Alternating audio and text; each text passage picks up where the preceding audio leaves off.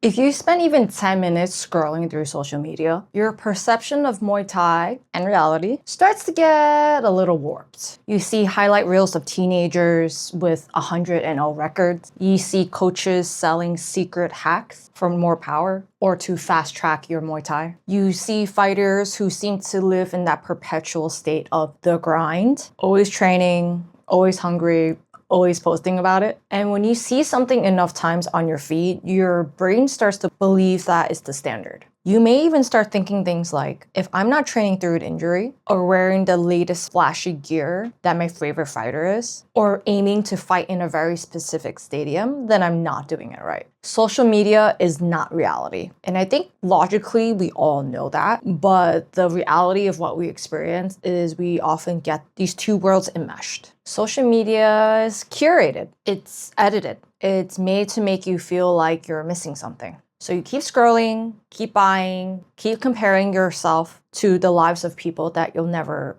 fully see. So today I want to de-influence you. I want to strip away all the curated noise and give you some realistic insight into what may be going on in this sport, from some of the things that you're being told to buy, to industry secrets that nobody seems to really want to talk about or can't talk about, to the toxic narratives that keep people going in cycles of comparison and burnout. So let's get into it. The first point I want to make in this Trying to De-Influencing You podcast episode is the fact that Muay Thai is hard for everyone. So if you have just started Muay Thai, it's your first or second week of training, or even your first 6 months of training, and you're constantly comparing yourself to someone who's had 5, 10, 15 years of training under the belts with several fights, and they make it look easy, I want you to stop that comparison, because I don't care if you've been doing this for a week or 10 years. I don't care if you're a hobbyist or if you're a pro. This sport is difficult, physically, mentally, emotionally. It asks a lot of you. People are always comparing themselves to others who have done it for much longer and have much more experience. They want the same aesthetic, the same technique, the same reactions. They see someone throw the perfect teep or the perfect middle kick, or they flow through sparring, not getting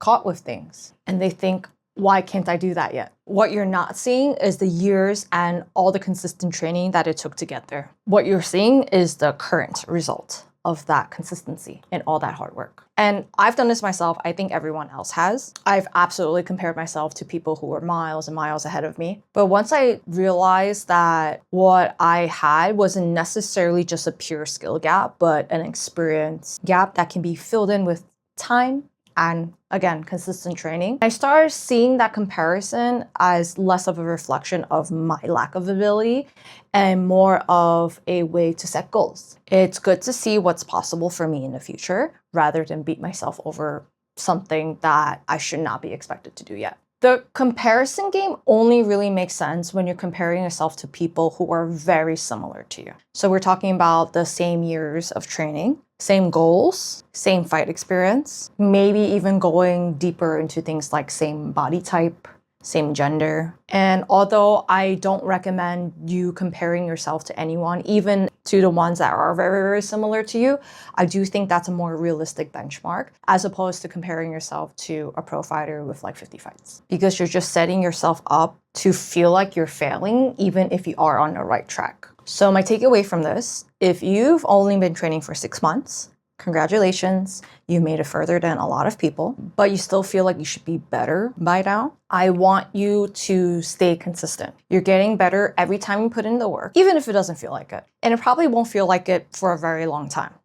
Not this month, maybe not next month. But if you keep going for another 3 months, another 6 months, you'll look back and really see how much you improved. So you might not feel like you're better than you were at the end of this week, but you'll definitely feel better than you were 3 months ago. Progress can be slow, it can be frustrating, but that's completely normal. And don't let anyone try to tell you otherwise. Their expectations of you at the moment is something very unrealistic. Again, good goal setting, good example of something that you could possibly achieve in the future, but unrealistic to just kind of be like copy and paste. The second point I want to de-influence you. You don't need to go hard every single session. And this is something that you won't hear from the influencers, content creators, and fighters who swear by the hustle and grind. You don't need to go hard every single session, and in fact, you probably shouldn't. There's a real difference between pushing yourself and then pushing yourself to the point of overtraining. A lot of people don't know how to tell the difference until it's too late. Me, myself, being one of these, I actually had to experience overtraining so many times before it finally clicked to me that this is what it feels like. Overtraining has real physiological symptoms, meaning it's not something that's just in your body, but affects how the body processes, behaves, as well as your psychological state. Some people experience symptoms that are very much like depression. They lose interest in a lot of things that they usually enjoy. They isolate themselves, they don't want to see their friends, and they kind of just feel overall bleak. And this is different from just being tired from training. You know that what you're feeling is pretty temporary. But when you're overtraining, it's more of a state of mind rather than just, oh, I need to take a rest day and recover. Another sign of overtraining is that you're not able to recover between sessions during the whole week. So you're getting worse over the week. And if the overtraining has been going on for quite a while, you're getting worse over the course of weeks, months even, instead of getting better.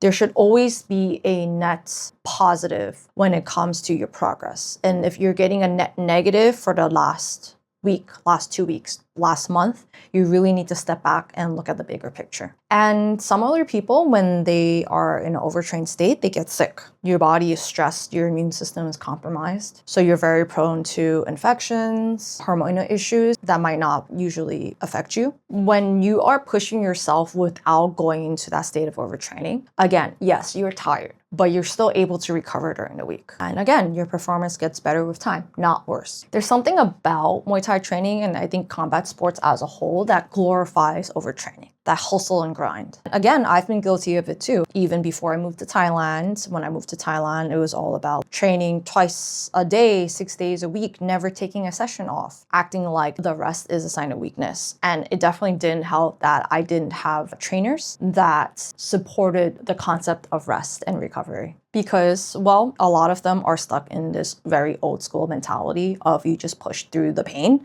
push through the fatigue, push through the tired, and once you break out of it, then you're magically all better. And my first Thai trainer really did not understand how rest affects your body and how recovery affects your body and what happens when you're overtraining. Probably because coming up as a fighter, it was the norm for him and everyone around him to be overtrained. I've seen people let infections fester over months and months because they refused to rest, because they thought that them bleeding while kicking pads was kind of hardcore and validating in a way of their hard work. I've seen people get all sorts of hormonal issues and their adrenal systems completely shot, meaning that when they did have to step into the ring and perform, like that go factor just wasn't there. Because probably during the last few weeks, they have been just operating off of that go factor because of how stressed their body was. For anyone who pursues Muay Thai seriously or fighting seriously, no one's going to ever doubt how tough they are.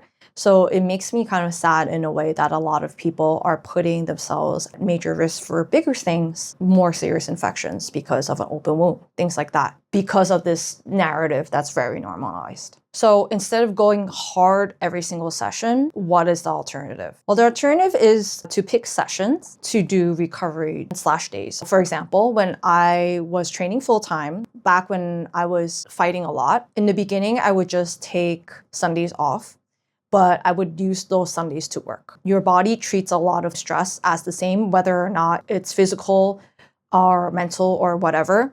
So I learned over time that working on my physical recovery day isn't actually helping me recover, because as we know, there's a lot to training and fighting rather than just what's going on with your body. Just because your muscles are rest doesn't mean that your brain neurons are able to fire to be able for you to pull off the moves at the speed and intensity that you want. And then I moved to fully resting on Sundays, where on that Sunday, I only did relaxing things. So if I went to go out with my friends, I made sure that if I had a fight coming up, I wouldn't be going to environments that are very overstimulating with a lot of people, where that's going to cause me a lot of stress. The conversations that I had were more nourishing to me and more fulfilling. And sometimes that just meant staying in, putting on some movies, listening to music, doing some light chores. And then I saw a gradual shift that way. I would say 5 or 6 years after moving to Thailand, I also started taking Wednesdays off. Now, depending on how I felt that week so far, because the training week starts on a Monday, sometimes I would just take off that Wednesday morning, which was also a mental split between the week, which was very nice because it didn't mean that I had to go through this whole long week with 12 training sessions. I would have one morning where I could sleep in and go at my own pace and then jump back in Wednesday afternoon. But I have had fight camps where I just felt really shot, really tired, and I knew that my body would really benefit from taking off that full Wednesday. Doing that, I was able to jump in and finish the week strong. So Thursday, Friday, Saturday training, I could finish strong rather than just dragging my feet through the rest of the week. And that has more physical payoffs as well. And if you do choose to show up to the gym every single session anyway, you can choose some days and some sessions to have less intensity or less volume. It could mean choosing to do only 3 rounds of sparring instead of your usual 5 or 10. It can mean doing less running. It could mean you working more on timing and technique on the bag rather than blasting it at full speed and full power. It could also mean choosing to go to the gym and focus on mobility work. Rest is not the enemy. Rest is part of training, and the more that is normalized and the more people realize that, the less burnt out fighters we will see. And my third point that's sort of related to just this last one is that training through illness or injury doesn't make you tough. It only gets you sidelined at some point. So back to that story that I mentioned about someone that I had trained with in the past that was bleeding on the pads. So he had an infected shin. His shin had split open from a fight, I think, 10 months ago. The story is like years old. Let's just pretend it's that day where I'm questioning him about his shin. He tells me like 6 to 10 months ago, he had a fight, his shin split open. It probably needed stitches, but then he didn't get stitches. He rested for a little bit, but then he went back to training and was kicking the pads, even though the split shin didn't fully heal, because he just wanted to jump back into the ring and not miss a beat, which are reasons that I can empathize with. So every time he came to training, he kicked the pads, the shin split open. Every time that he fought, he kicked, he blocked, the shin split open. It was by the time that I was asking him about his leg and why it seemed to always be covered in blood. When I took a quick look at it, it was very red, very swollen, and clearly very infected. And because he refused to rest, it never got to heal completely. So this issue just kept going on. Eventually, it got to the point where he couldn't train at all because the infection just got worse. What could have been a 1 to 3 week rest and let it heal completely turned into almost a year of him training with a bad shin, and then months after that of being unable to train at all because of the infection. And while I have never kept training on a open wound of that capacity, I've also trained through overtraining. I had an important fight once against someone that I had already beat twice. For that fight camp, my trainer was told that if I did well in this rematch, it could lead to a possible world title fight against the same person that I had already beaten twice. So my trainer was very overzealous in trying to prove something. I already beat her twice, but I trained equally as hard for all of my fights. I also wanted a title shot, so I trained really hard. My trainer told me to run 12 kilometers every morning. I ran 12 kilometers every morning. He told me on Sundays that I should still get up and run 10 kilometers. I got up and ran 10 kilometers. I think maybe the second week into my 4-ish week fight camp, I really started to feel the effects of overtraining. When I was running at a steady pace, it felt doable, but anytime that I had to really pick up the intensity, so doing sprints or even pad work, because pad work changes in intensity, I just felt like I would fizzle out very, very fast. And no matter how much I told myself to push, my body just wasn't responding. And unfortunately, it was also one of those situations where I was scared to verbalize it because I felt like once I said it out into the world, then it would become true. as if it wasn't already happening. I didn't want to admit it to my trainer. I didn't want to tell him that I actually really needed some rest days. And there was some really weird, illogical part in my brain that said like, no, push through this. This is just that temporary tiredness from fight camp and you'll be fine at the end of the week. And what do you know? Week after week, it was getting worse and worse.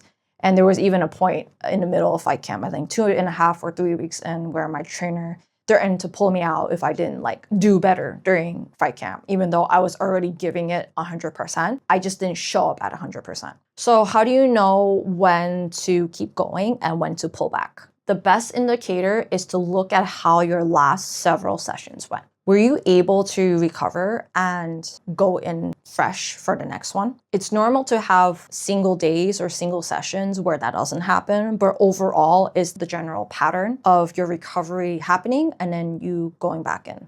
Or is your recovery getting worse each and every session, each and every day, as well as your performance? If the answer is yes to those last two questions, then you definitely need to rest. When I schedule rest days, I see them as part of training. I don't see it as a break from training necessarily. And yeah, the voice in my head still makes me feel kind of guilty whenever I take sessions or days off, especially when the gym's cultures that I've all been in, they don't make it easy. Whether it's the coaches that won't let fighters rest or otherwise, I just have to be very vocal in advocating for myself. And even though I feel guilty, I realize that I can't control my feelings, but I can control what I'm doing. And those feelings of guilt are something that I have to learn to undo because they're unfounded. I know that if I rest now, I'll perform better later. And my feelings for that will follow up. My fourth point in this podcast, you don't need to look like a fighter to be one. So let's talk about the fighter aesthetic. Huge muscles, super low body fat, maybe a lot of tattoos, tan. There's a certain lean-ish build. I don't know at what point this became like the stereotypical build of a fighter, but a lot of people tend to go towards that narrative. And apparently, if you don't look like that, then you're not a real fighter and people aren't going to take you seriously. I've felt this pressure and I've been told that I have to look a certain way in order to be taken seriously. But interestingly enough, this was never told to me by fighters. This was always told to me by people who were not fighters, like bodybuilders. Having a really long, complicated history with disordered eating and body dysmorphia, that kind of messaging never helped me in any capacity. And I know that I'm not alone in that. There are so many great fighters that don't fit that aesthetic. Just look at some of the heavyweights. They're not all super lean with low body fat and these huge cut bulging muscles. Look at the smaller fighters like Senchai. Look at some of the women fighters. They're not all walking around with 6-packs and 5% body fat. They are great for them, but this is not necessarily something that everyone needs to try to achieve. They're fighters because of what they do.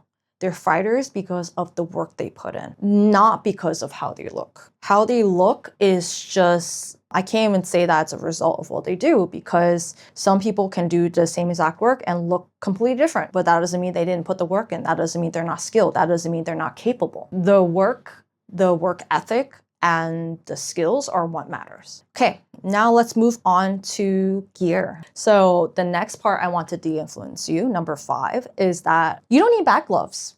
You know, those gloves that have like no thumb part attached to it, that are super small, cover your fingers. Gear is expensive and you don't need every single gear that's offered in order to train and to be good at Muay Thai. Within that, I don't think anyone really needs back gloves. The lighter gloves that you use for pad work, that you probably are already using for bag work or drills, are going to be just fine for the bag. Now, I understand for certain types of people that fight under certain rule sets, there could be a potential benefit to having bag gloves, especially if they fight with MMA gloves and they want something that's a little bit more sturdy and can provide some more protection for them during training, as opposed to just training with MMA gloves on. But for most people, having one pair of large gloves to spar in and another small pair to hit pads, hit the bag, hit mitts with, there's really no need to buy a third pair of gloves. Also, just think about all the stuff that you already need to bring to the gym. Your water, change your clothes, your shin guard, your big gloves, your small gloves. Like, do you really want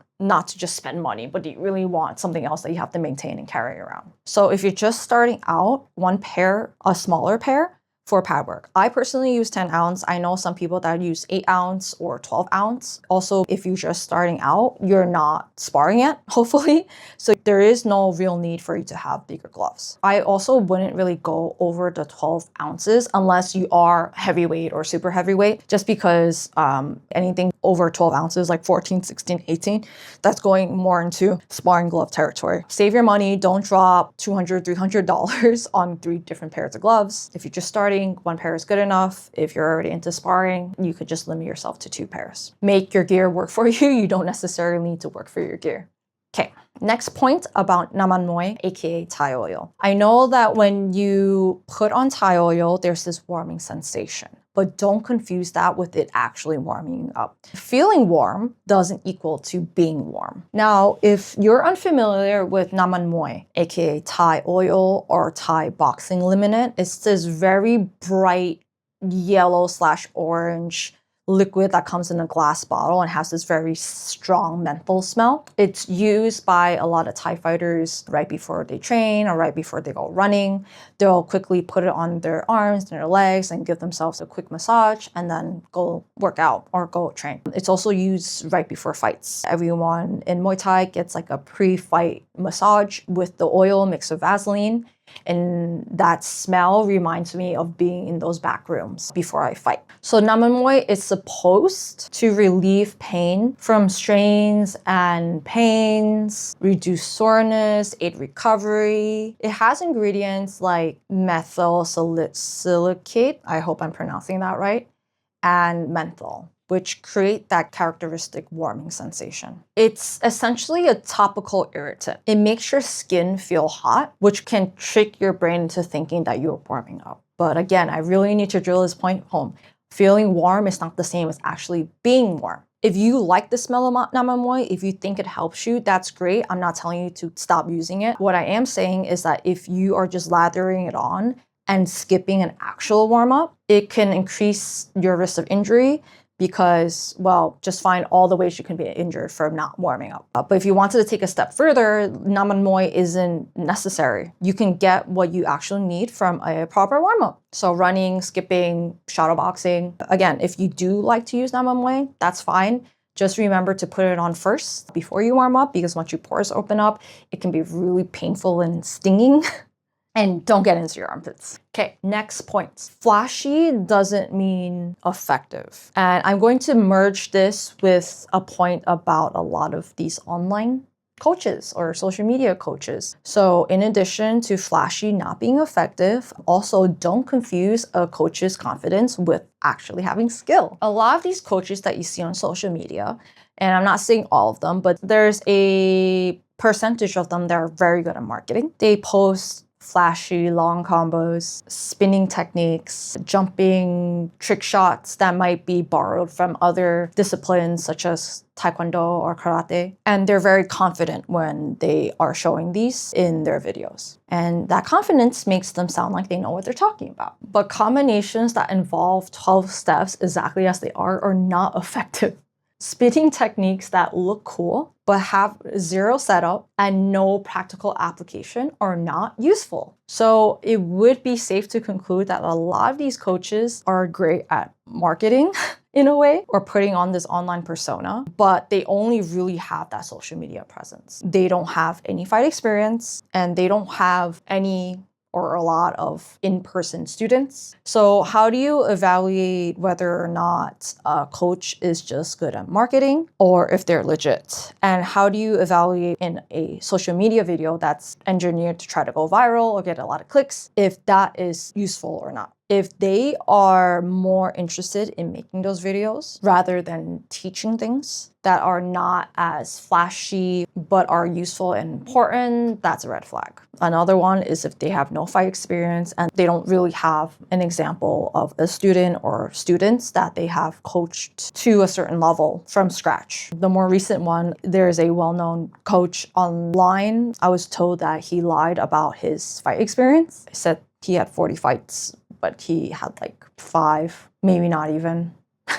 So yeah, don't confuse confidence with skill, and don't confuse a good Instagram presence with good coaching. There are plenty of coaches who are good coaches and have a good Instagram presence, but don't just see like, oh, this person has a lot of followers, they must be legit. That's not necessarily real. Next points, going into the wellness kind of area. Health trends aren't going to help you hack anything. Everyone is looking for a way to shortcut their recovery or their performance, or find ways that are not necessarily shortcuts, but to aid in their hard work. So we're talking about ice baths, supplements, biohacking, whatever the trend of the month or the year is. Some of this stuff can be helpful, but there are too many people who are relying a lot on these things to help them without actually doing the foundational stuff that works. So nutrition, we're talking about sleep, we're talking about stress management. We're talking about seeing a doctor and getting your blood drawn and seeing if you're lacking in anything rather than guessing it.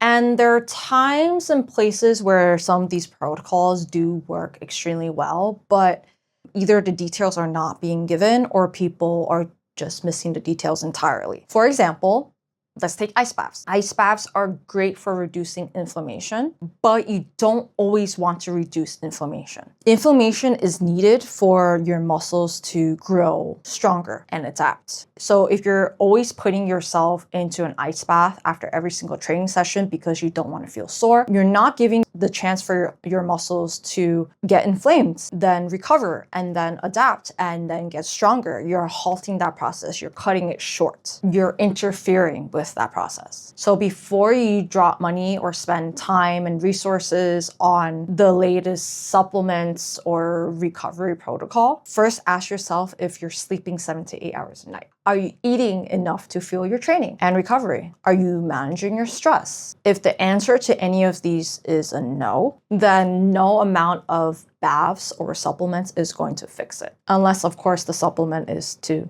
help you sleep.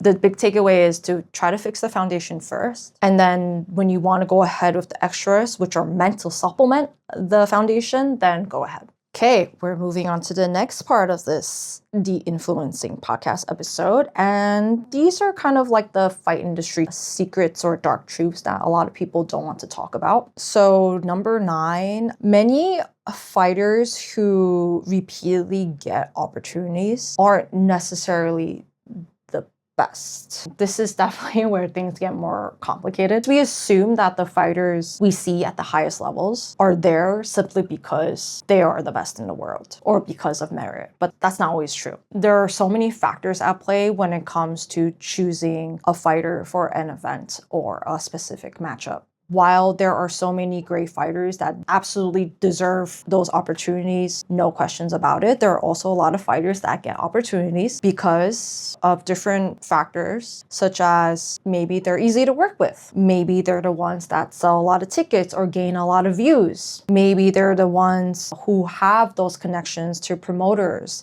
or their gyms have connections to those promoters. Maybe they're the ones that are the most marketable because of their story or the way they look or their personality. Actual skill is important. After all, it is a sport, but it's just not the only factor at hand when it comes to getting people fights. And I've seen this myself with major promotions, and I've also experienced with people I know or people within my circle or people that I'm just separated by 1 or 2 degrees. I've seen sanctioning bodies do their rankings, and affiliated gyms or people who are semi-involved in that sanctioning body will have a lot of their own athletes within that ranking system. Sometimes these people affiliated are also the ones that include their own fighters for a big event overseas, even when there are more deserving fighters who aren't necessarily connected. Or maybe there's some personal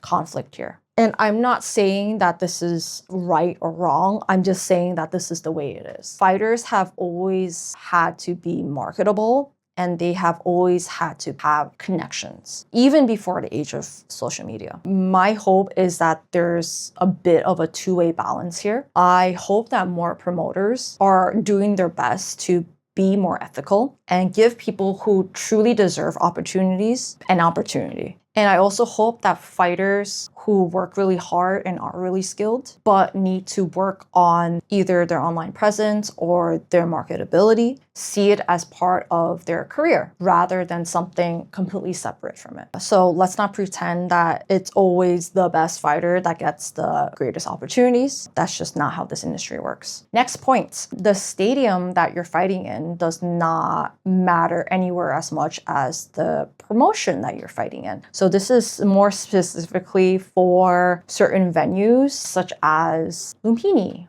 Rajadamnern, so on and so forth. Fighting at Lumpini and Rajadamnern, and like considering all the shows that are within each stadium, they're not all the same. Promoters rent the stadium, and each promotion kind of has its own tier when it comes to level of fights, level of fighters, level of matchups. There are a lot of low tier promotions that feature newer fighters or retired fighters that don't really train that much and aren't super competitive anymore. And fighting at those promotions is not the same level of prestige as fighting at a promotion at the same stadium with much higher standards. So when someone says that they fought at a certain place, the next question should be, which promotion did you fight on? The stadium doesn't tell the full story, the promotion does. And of course, I don't want to take away from people who had a bucket list to fight at a specific stadium. If that was your bucket list, amazing. Congratulations. That in and of itself, a lot of people will never get the opportunity to fight in Thailand like that. This is more of a comment to allow everyone, as a general, to know that there are tiers within the stadium. My next point, sort of related to that, is that fighting a Thai does not make you more credible by default. Beating a Thai also does not make you more credible by default. That's because not every single Thai fighter is like Senchai with like 300, 400, 500 fights. Just like us, there are all levels of Thai fighters. There are a lot of lower level Thai fighters that don't really train because they're students. They just fight a little bit on the side to make some extra spending money. So I don't know about you, but I'm personally tired of seeing people getting mashed up with taxi drivers or, the infamous tuk-tuk driver that chain smokes and doesn't train at all and may have had some fights back when they're younger, or people getting matched up with like 13, 14, 15-year-olds. And these people that we're talking about, so not the Thai fighter, but usually the foreigner, they come to Thailand and they have like a proper training camp. They paid for training, they show up, they run, they train twice a day. They came with the intention of training hard and possibly getting a fight. Then they end up fighting someone who doesn't train at all or barely trains at all. And the foreigner ends up beating up the Thai fighter in the first round. And then the foreigner goes on social media gloating about how I fought a Thai, I beat a Thai, etc., etc. It doesn't make you cool, it doesn't make you a hotshot, it doesn't give you more credibility. It just means that you beat someone who wasn't prepared. You beat someone who probably wasn't at your level. And we're seeing this a lot with people who exclusively fight in Chiang Mai or Phuket and then maybe later transition to fighting in Bangkok. A lot of the stadiums in Chiang Mai and Phuket will see a lot of the same regular Thai fighters fight multiple times a week to make money, so the matchups aren't necessarily always fair. There are no weigh-ins. So when people are used to fighting like this, and then they move on to a more skilled opponent who pushes them way out of their comfort zone and exposes a lot of the mistakes that they made but got away with from their previous fights, then they don't do as well. If you want to fight a Thai fighter who's legitimate and is prepared for their fight, that's one thing. That's a huge accomplishment, especially if there is a huge gap in your fight experience. But don't act like fighting any fighter that happens to be Thai automatically validates you as a serious competitor. Next point, I think this is point 12. Including women or doing like a ladies' fight night does not equal advocating for equality for women in Muay Thai. The single act of including women or a one-off all-female event doesn't mean that the promotion is advocating for equality. Is it cool that these things happen? Sure, but often it is just marketing, especially if those promoters and everyone involved in the promotion isn't doing anything to help include women at their gyms or other gyms, etc. Real advocacy advocacy looks like pay equity. Real advocacy doesn't look like trying to make as much money as possible before considering if they should support it or not. Real advocacy also looks like consistent opportunities and not just that single ladies' night per year. Again, real advocacy looks like fair treatment in gyms based on merit, goals, skill, work ethic. I have so many experiences with this firsthand. The main one right now that sticks out to me is how now women can fight at Rajadamnern, but they still can't corner at Rajadamnern. And by cornering, I mean wearing a corner ran vest and going up into the ring between rounds. Stadiums and shows are ready to make money off of women, but they don't wish to actually give them fair opportunities in fights. And I know that money is a big vehicle for change, but if you are going to say that you're more inclusive, then actually be more inclusive. Meanwhile, a random man who just happens to wander off the street and doesn't necessarily know anything about Muay Thai, doesn't have any fight experience, automatically gets the ability to corner without question. Those are some examples of how it's not actual equality or advocacy. Next point related to marketability as a fighter is trash talking is not the only way to sell a fight. We have been influenced into thinking that you need to talk a lot of smack, be aggressive towards your opponent before a fight, during a fight, after a fight, to hype it up, to dramatize it in order to sell it, in order to get viewers, in order to get fans. That's not the only way. It's low-hanging fruit, and these people are just not creative enough. You can make yourself memorable by incorporating personality into things. For example, Stamp loves to dance, so she does that. She loves making TikToks where she's dancing. Other fighters lean into their story, into their values, into their style. You don't have to put on this persona just because someone told you that trash talk is the only way to draw attention for the fight. There are plenty of ways to build yourself up, to represent yourself instead of just that. Thank you for staying with me through all these parts. I think there were 13 of them.